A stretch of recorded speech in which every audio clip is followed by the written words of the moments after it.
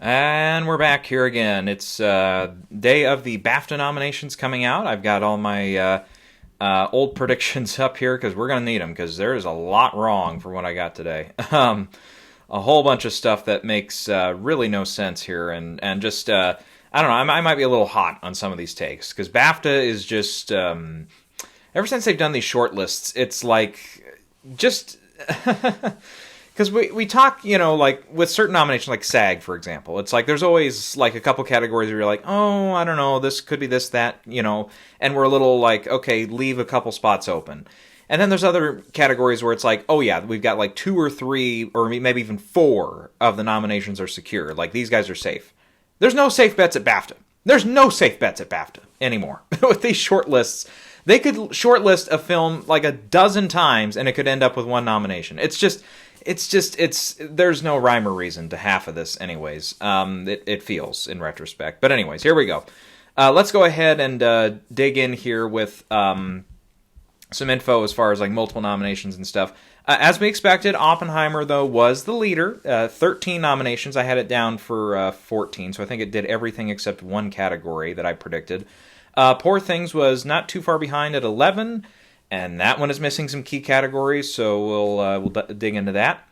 Then we had The Zone of Interest and Killers of the Flower Moon tie for 9 nominations apiece. Anatomy of a Fall had 7, which was not way too far off from where I had it pegged. But Maestro and Holdovers, really, in my opinion, especially Holdovers, overperformed here at BAFTA. They loved The Holdovers. So good news for that film if you're supporting it and stuff. And then from there, All of Us Strangers had 6. Barbie is all the way down at 5. I had it at 9, so it missed out on several key categories there. Saltburn also had 5. Napoleon had 4. How to Have Sex had 3. I had that one pretty close to that one. Past Lives, I nailed that one with 3. I don't think I got all the right categories though. And then after that, there was a couple that got 2, but we'll get to them as we do. Okay. Let me see if I have all my different lists lined up here. But for Outstanding British Film, the nominees are, and there's 10 here, All of Us Strangers, How to Have Sex, Napoleon, The Old Oak, Poor Things, Rye Lane, Saltburn, Scrapper, Wonka, and The Zone of Interest. I think the only one I didn't get there, I think, was The Old Oak. I think I got all the rest of them, or it was pretty close, if not. Let's see here again. I'm kind of figuring out this dual screen thing, because I'm still not 100% sure on this camera setup here, so sometimes it might feel like it's, recording, but then it's not. Okay, I think I got it here. Anyhow, I had, The Deepest Breath in place of The Old Oak. So that was actually one category I didn't do way too bad in, so I'll give myself, some credit for that. Let's see. Next up here would be... let's see, I'm going to find just the way I had it on my other list here. I'm going to do it that way so it's a little easier to go back and forth there when we're comparing my predictions versus what actually happened. I'm looking for film not in the English language. There it is. It's 20 Days in Maripol, Anatomy of a Fall, Past Lives, Society of the Snow, and The Zone of Interest. I had 4 of these, yeah. Society of the Snow I had... Anatomy of Fall, Past Lives, and Zone of Interest I all had. So I switched out. I had Teacher's Lounge. Instead, they went 20 Days in Maripol, which that one is also up for documentary feature at the Oscars. So I would actually not be shocked at all if we did see that one get the double nod. So I've got a few days here before I'm going to give final Oscar predictions. So I've got a little bit of time before we explore that a little bit more. Next up is going to be the cinematography category. I got to find that one. The nominees are Killers of the Flower Moon, Maestro, Oppenheimer, Poor Things, and The Zone of Interest. There you go. I had that one nailed, so not much crosstalk on that one. That's one of the few places I actually did pretty good today. Costume design. Here the nominees are Barbie, Killers of the Flower Moon, Napoleon, Oppenheimer, and Poor Things. And for this one, I had Wonka in instead of Oppenheimer. So, and again, this was the one place I thought Oppenheimer really, and again at the Oscars, that's one place it could fall out. Otherwise, it's really eligible in a bunch of categories, and I think it's going to do really well there. So, yeah, and I'm looking around here. I think really the only other one I swapped it out for was visual effects. I had it in there and it didn't make it. But again, we'll get to that category in a little bit here. Film editing nominees are Anatomy of a Fall, Killers of the Flower Moon, Oppenheimer, Poor Things, and The Zone of Interest. So I think I did pretty well in that one too, didn't I? Anatomy of a Fall, Killers, Oppenheimer, Poor Things. Yeah, that one I nailed too. So cinematography and editing, 5 out of 5. So again, not way too much crosstalk on that one. And these are the films overall that did do really well. Then for makeup and hairstyling, nominees here are Killers of the Flower Moon, Maestro, Napoleon, Oppenheimer, and Poor Things.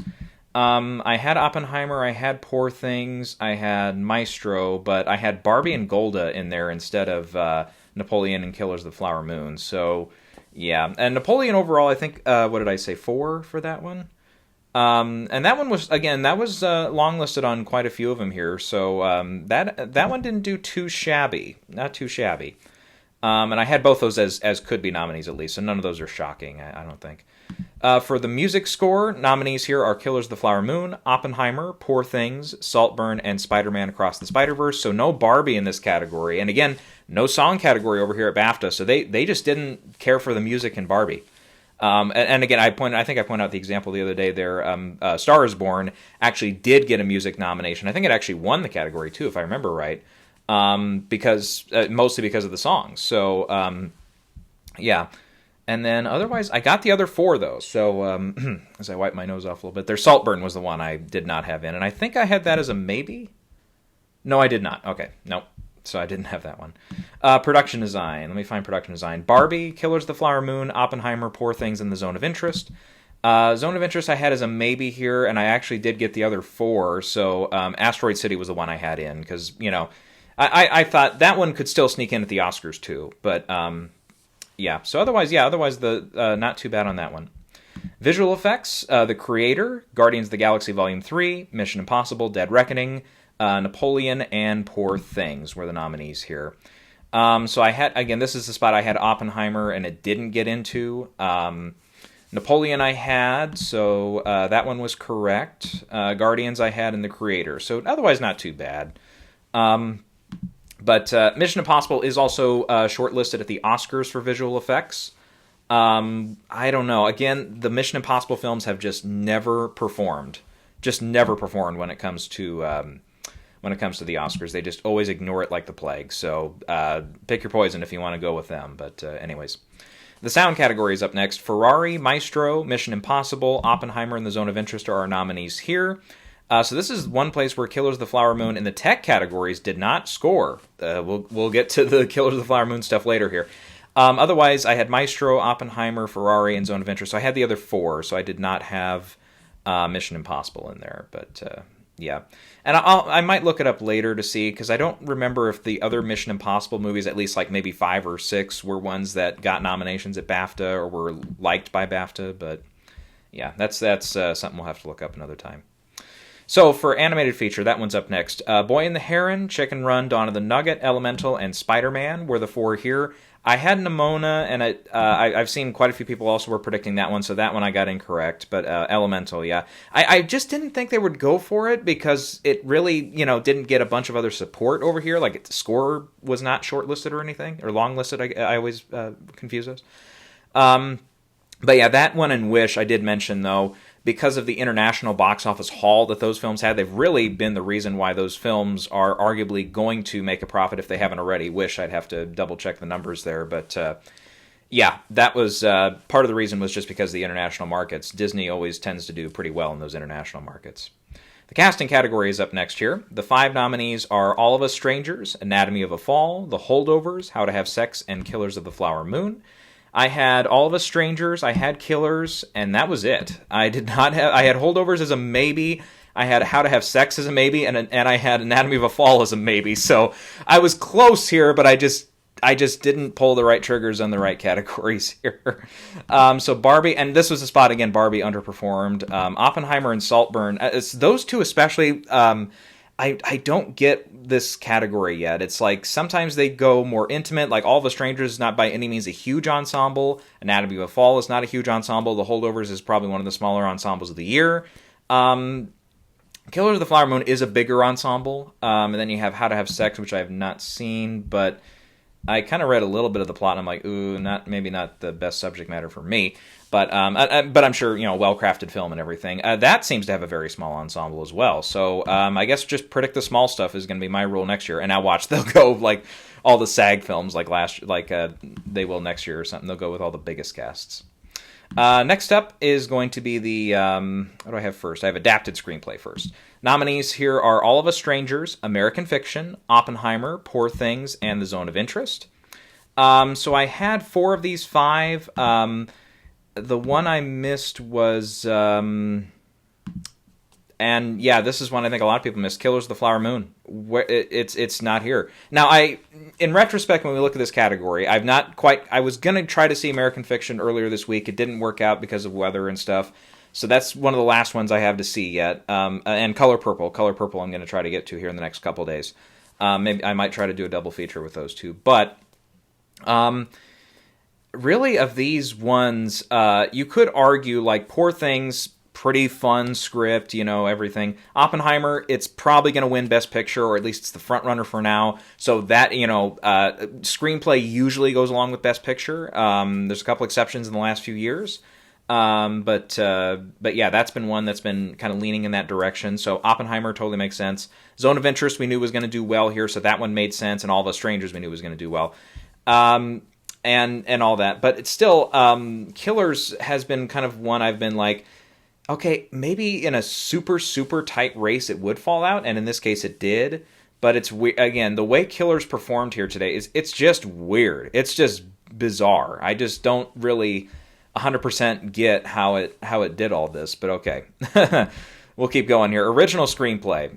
See, so far we're not doing way too bad, right? Original screenplay nominees are Anatomy of a Fall, Barbie, The Holdovers, Maestro, and Past Lives. So this one I actually did really well. I got 4 out of those. I had Saltburn in there. I had Maestro as a maybe, but again, I didn't know if Maestro was going to go over so well. It's been trending a little downwards since, really the season began.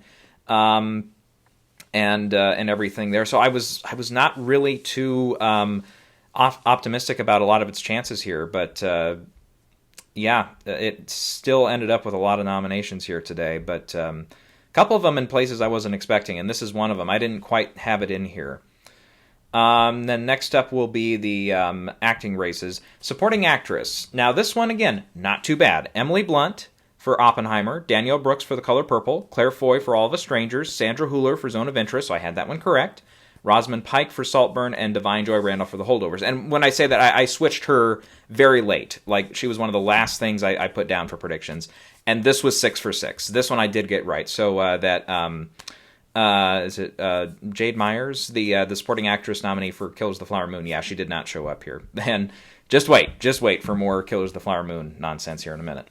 Supporting actor. Here, this was arguably one that I thought maybe a couple of these would be wrong. Robert De Niro for Killers of the Flower Moon, Robert Downey Jr. for Oppenheimer, Jacob Elordi for Saltburn, I can never pronounce his name right the first time, Ryan Gosling for Barbie, Paul Mescal for All of Us Strangers, and Dominic Sessa for The Holdovers. So this one, yeah, Ben Whishaw I had as kind of a, maybe not a long shot. That just felt like one, like they always go with one or two weird choices here in the acting races, so I thought I was going to go with that one. Not correct. So Paul Mescal I had right, Robert Downey Jr. I had right, I had Gosling, and I had De Niro, so I got those 4. But what the fuck? Mark Ruffalo. What did Mark Ruffalo do wrong? He's missing here, he's missing from SAG, yeah, that's weird. Poor Things. Now, I get, Willem Dafoe was not shortlisted here, or, again, long-listed, but he gets in at SAG over Mark Ruffalo? Somebody explain that to me, because he's almost, again, it's Emma's movie, and she's, the biggest part of it and stuff, but Ruffalo steals a lot of the best moments of the movie. Some of the biggest laughs of the movie are around him. And he's just MIA here. I don't know. And again, The Holdovers overperforming here today. Dominic Sessa, I had him as a maybe, so yeah. Now, again, does this mean he's getting in at the Oscars? I'm leaning a little more toward, okay, Holdovers in the last stretch here, it's starting to win, maybe a couple categories, one at least, at Critics' Choice. We didn't expect it to in Best Actor for Paul Giamatti. Now it overperforms here at BAFTA. It's on the DGA list for Best Director.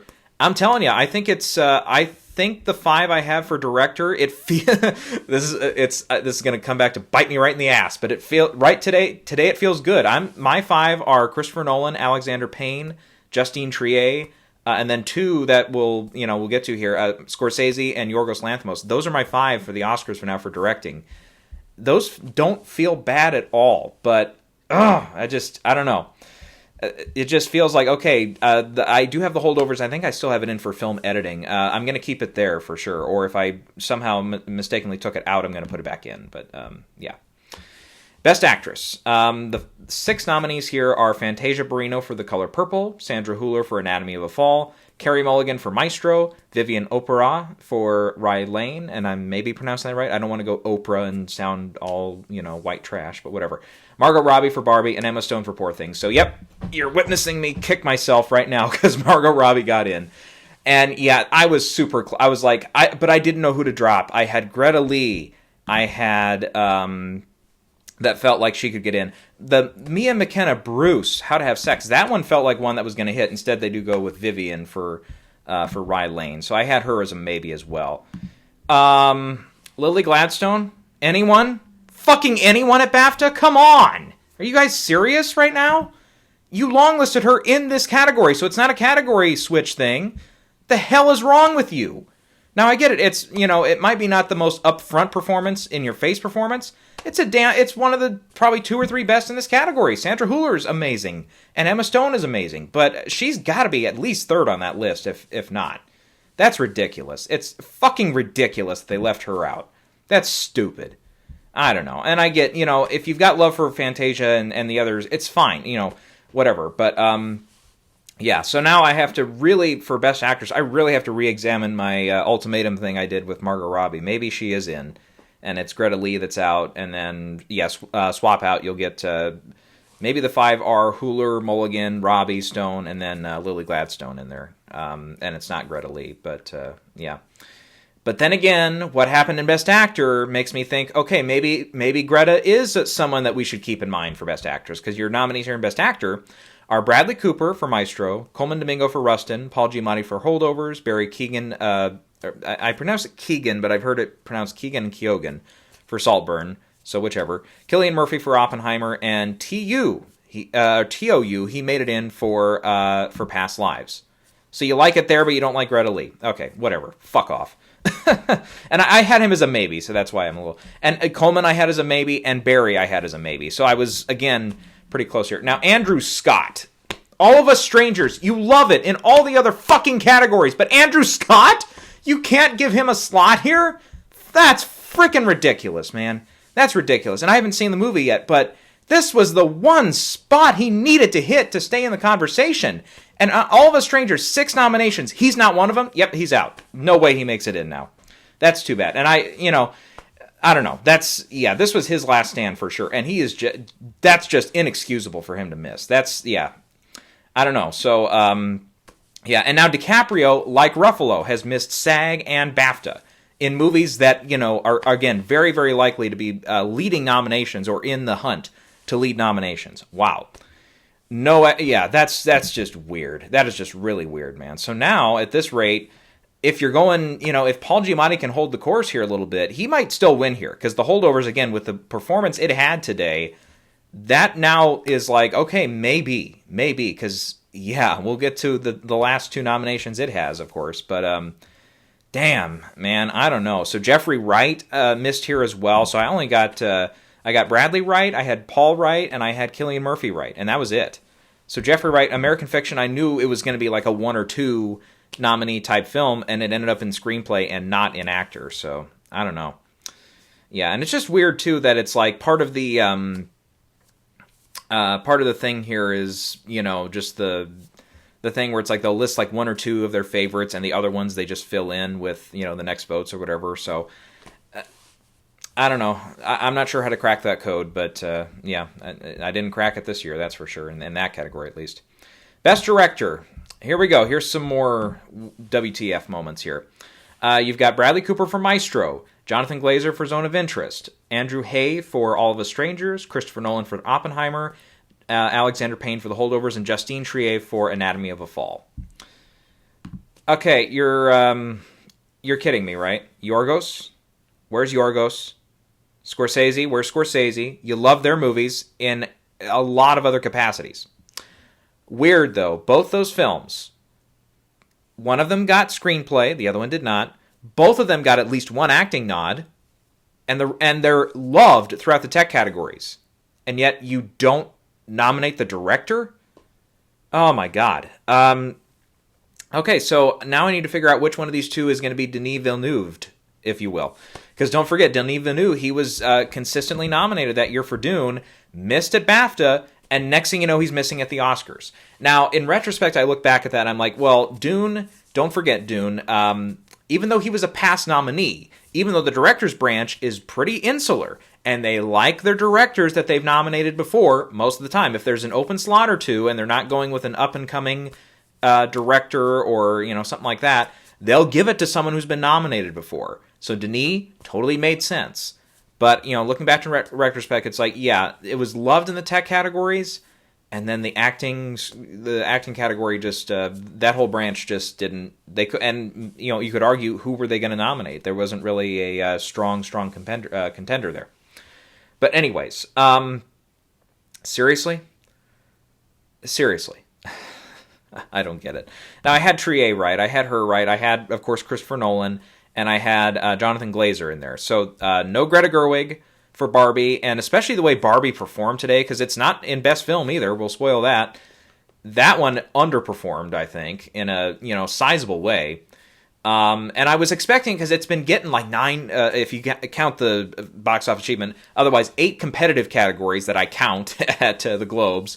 It was like 14 competitive categories, something like that, or competitive nominations at Critics' Choice, and 4 at SAG, and it was in the lead or tied for most at all those award shows. So I knew it was inevitably going to come down a little bit, and I knew BAFTA was going to be the place it was going to come down a little bit off that high it was riding with all the leading nominations and stuff. I didn't expect it to fall this hard.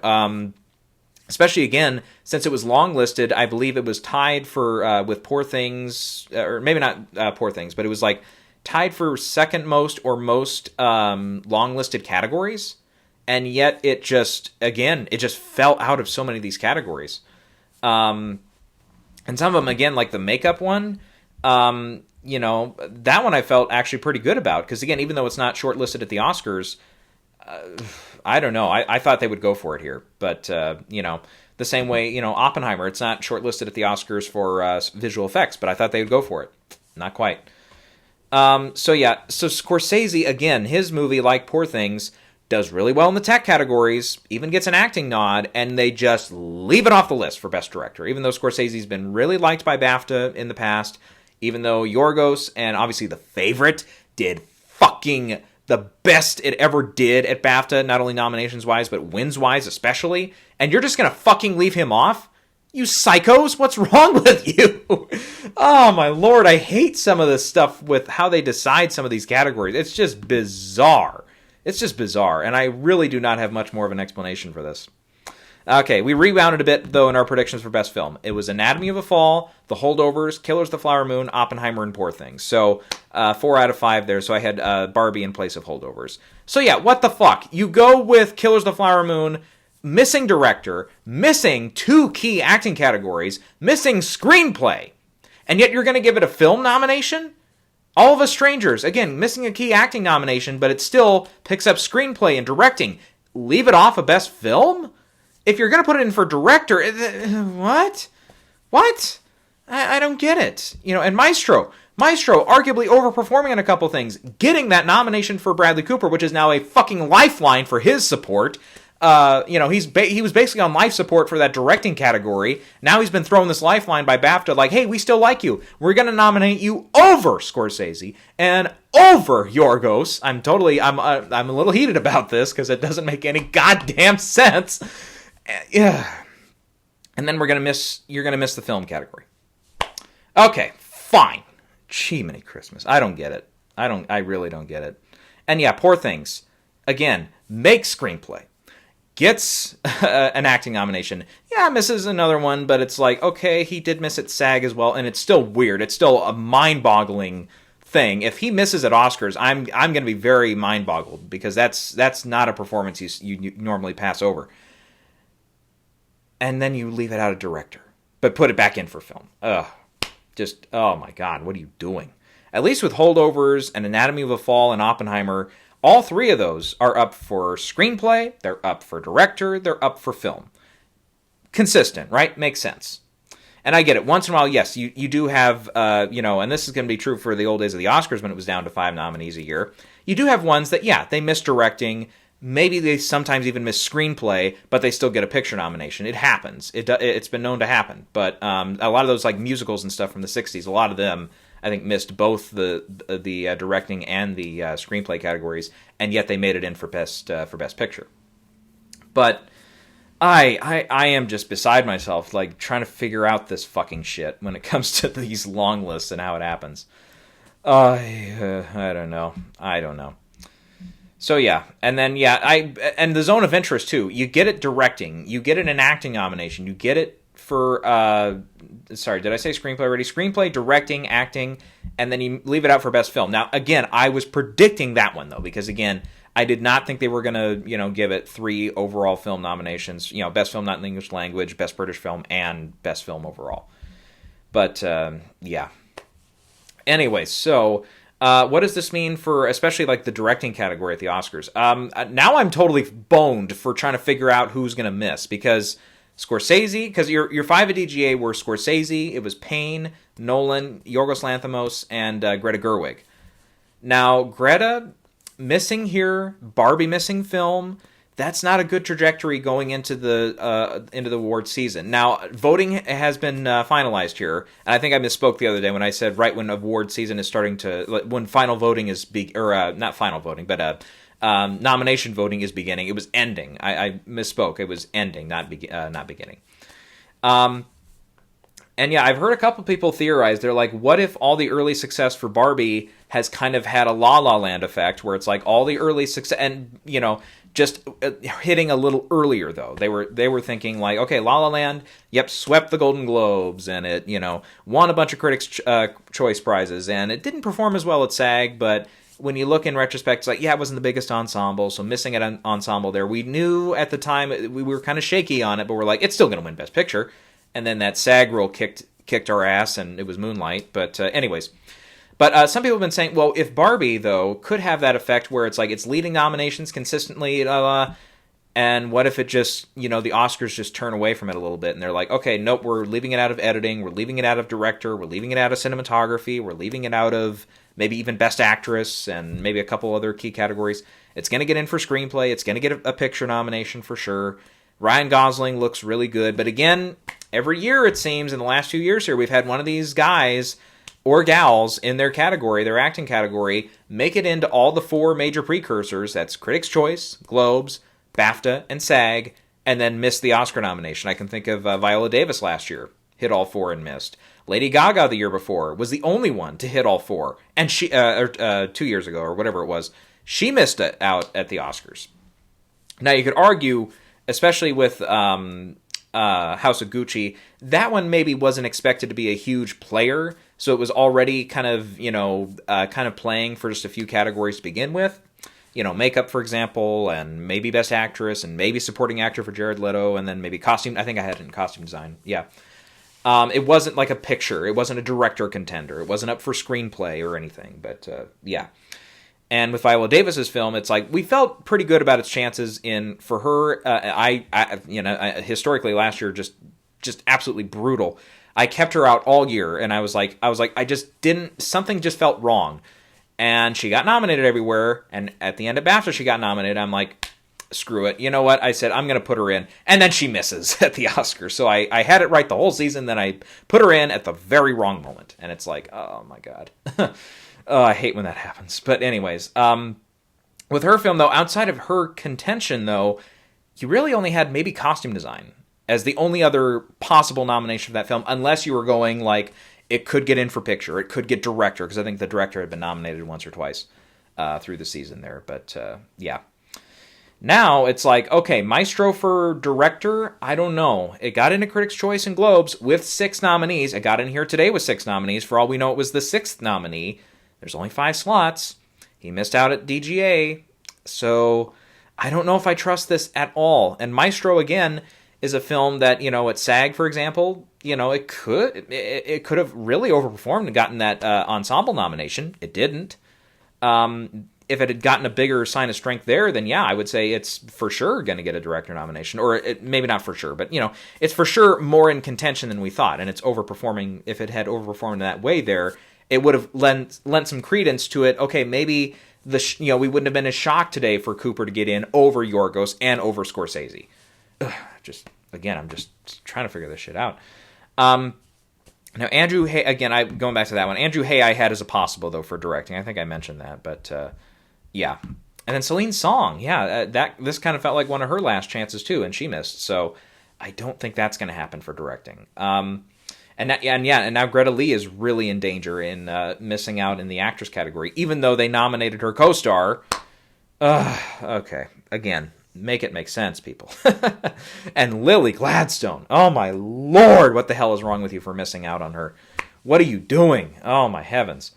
And that's, again, no offense to Fantasia or to Vivian or to any of the other nominees there, but it's just that just has me scratching my head. I'm just lost on that one.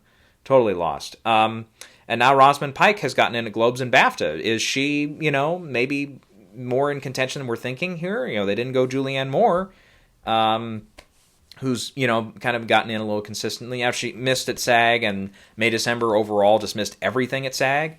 And we knew Charles Melton, for example, was not shortlisted in Best Supporting Actor, and I think, I've seen a few people start to put him lower and lower in their predictions, if not dropping him entirely, so... Yeah, I never jumped on that train. I never said he's going to get nominated, but I never said he's not. It's never going to happen. But I just didn't put him in the 5 ever.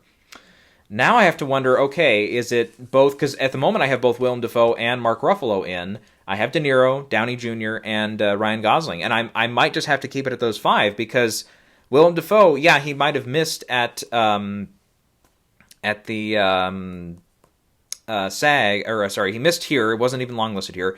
Got in at SAG, got in at the Globes, didn't quite make it at Critics' Choice though. So that's weird. And then you have Ruffalo, who gets in at Globes, gets in at Critics' Choice, misses SAG, misses BAFTA. Oh God, what are they doing? It's just, I don't know. I am just, again, yeah. I mean, really at this rate, Oppenheimer, you're looking solid, man. This is the, this was, this is one place where it's like, yep, you got the director nomination. You got the film nomination, more or less, obviously. You got, the 3 acting categories. You didn't miss there. You didn't miss in screenplay. Really, the only place you could have landed was casting. And again, that's a category that doesn't technically carry over to the Oscars, so missing there doesn't hurt you that bad. You didn't get longlisted for Outstanding British Film, but again, you could argue it probably, probably wasn't, either wasn't eligible or it was just like, yeah, we're going to save that for Best Film. And everyone knew that, so that wasn't, a big deal at all. Yeah, I mean, again, really the only other place it could have gotten in was visual effects because it was longlisted here. It's not going to get at the Oscars. It's not on the short list, but yeah. So yeah, there's some suspense. There's some mystery here in a lot of these categories. Director is going to give me a hernia before the end of the year. Best Actress now is very questionable. Best Actor, do you go with Coleman now? He's gotten in at all 4. I don't know. And again, Rustin, it hasn't missed on that song category yet. So if it gets in there, then there's, that means it's more, generally speaking, at the Academy, a little more widely seen. So do they leave out DiCaprio? He's the only one that's missed everywhere, or not everywhere, I should say, but he's the only one that's missed at 2 places. Jeffrey Wright got in at Globes, Critics' Choice, and at SAG. His only spot of missing was here. Otherwise, Giamatti, Cooper, and Cillian Murphy, they're all also at all 4. But yeah, Coleman is at all 4 and everything, and it's like, again, it would be a lot easier to dismiss him if it's like, yep, it's like some of these other ones where it's like, got in at all 4 and then missed. If he's the only expected nominee from the film, then yeah, it's safe to drop him and say it might not happen, and then you kick yourself later when it does happen. But anywho, for where was I going with that? Again, the song category, yeah, because it's got that song, possible song category nomination. That gives me some second thoughts here. It's like, okay, who would we drop then? Because Giamatti seems to be very strong. You can't drop him. Bradley Cooper, very strong. I really doubt he's going to miss. Cillian Murphy, he's probably not missing. That's three. That's three. If Coleman takes that fourth one, you got to drop DiCaprio or you got to drop Jeffrey Wright. And again, American Fiction seems to be going up and up a little bit. Overperformed at SAG. Did well at SAG. Got 3 nominations. Even though, and this was, again, the BAFTA, a little halt in momentum here was expected, though. American Fiction we knew was not going to overperform. It wasn't going to get 10 nominations here today. But then Killers of the Flower Moon. That one did about what we expected at SAG. Personally, I had it down for the stunt ensemble category, and DiCaprio was really the only missing link there at SAG. Otherwise, they did exactly what they needed. They got Lily Gladstone, De Niro, and ensemble. And it didn't miss a DGA or anything. But here today, okay, it does really well in the tech categories. You could argue overperformed in some of those tech categories. Misses screenplay, misses director, and misses its leading acting contenders. God, that's tough. That's tough. And again, with Scorsese especially, his track record here at the Oscars as of late, even with some so-called lower performing films like Wolf of Wall Street, he still gets nominated for director. Really, his only latest film, or in the last few years here, that has not gotten in for directing has been Silence, and that was one that was already kind of trending toward 2, maybe 3 nominations to begin with. And it really, didn't extremely underperform when it hit that. And it was kind of a tougher year anyways, because you had, La La Land dominating in a bunch of those categories and so on and so forth. Yeah, so I don't know. And Maestro, is this a little bit of a tick up after its, director nomination and actually getting in for screenplay, for example? Zone of Interest, yep, that's starting to trend up now. So it's like, okay, and again, like All Quiet on the Western Front, yep, this was the spot where it was going to hit. Is that one now a little more solid for director? If you have Jonathan Glazer in, do you feel more confident? Or do you have to think about, okay, do I have to drop Yorgos? Do I have to drop Scorsese? It's like, and again, if it's just those two, man, I hate to do it. It might be Yorgos that goes. And it makes really not a lot of sense. He's gotten in virtually everywhere. He's in a DGA, got in everywhere else. But one spot that he should not have missed here at BAFTA with their weird fucking way of getting nominees in. I don't know. I really don't know. Is he going to be Denis Villeneuve? That's the question mark. Him or Scorsese? And between the two, with the long-standing Academy history, you got to say Scorsese's got to get the upper hand in that. He's got to have the advantage in that. And it's like, okay, so does that mean Justine Triet is out? Does that mean, Anatomy of a Fall gets picture, gets screenplay, gets actress, maybe gets in for editing, and that's it? Or maybe it gets 5. Maybe it gets 4 without editing, for example. If it does get director in, maybe it only gets 3. I don't know. This is going to be tough. And then you got the Greta Gerwigs of the whole thing there too, because it's like, okay, she missed here, still got in a DGA though, and otherwise hasn't missed. And Barbie, still very, very popular movie, and Greta is a past nominee. So, God, that's just really tough. It's really tough. It's fun. And here's the thing. I might feel like I'm kind of bitching a little bit here, but no.